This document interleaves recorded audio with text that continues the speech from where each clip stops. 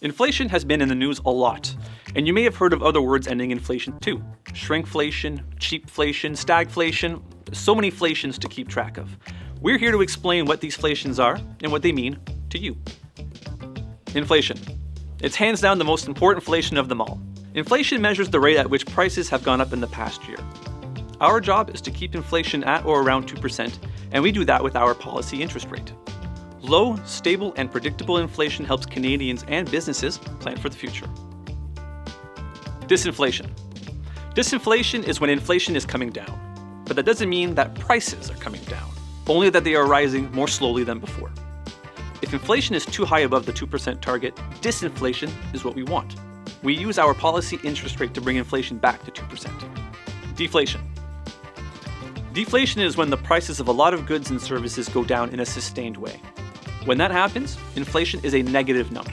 That might sound like a good thing, but when prices are falling, people sometimes delay making major purchases because they expect that the goods they want to buy will be cheaper in the future. Deflation is often a sign that the economy is very weak.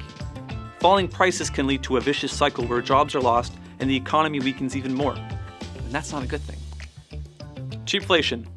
So what is cheapflation? It's when the prices of budget brands go up more quickly than the prices of more expensive ones. You may have noticed it at the grocery store or at the pharmacy, where the gap between the house brand and the name brand isn't as wide as it used to be. Cheapflation hurts lower income shoppers the most because they need the lower prices that budget brands offer. Shrinkflation. Ever buy a bag of chips and notice it has fewer chips and more air inside, even though you paid exactly the same price as before? That's shrinkflation. Shrinkflation happens when the quantity of product in a package is reduced while the price stays the same or even increases. Sometimes you don't even notice the change in serving size, but shrinkflation is a subtle way prices can go up. You might not be paying more for the bag, but you're paying more for each chip. Stagflation. Stagflation is a combination of high inflation, a stagnant economy, and high unemployment. It happened in Canada in the 1970s after oil prices skyrocketed, and people had a lot less money to spend on other things. The economy slowed, and the unemployment rate topped out at nearly 10%. It was only after a deep recession and a period of high interest rates that the economy fully recovered. Stagflation is a challenging problem for central banks. We can lower the interest rate to boost a stagnating economy, or we can raise the rate to bring down inflation, but we can't do both at the same time. Hyperinflation. Hyperinflation is exactly what it sounds like, a super fast and out of control increase in prices. Prices can rise by 50% in a single month, and the value of money goes down every day.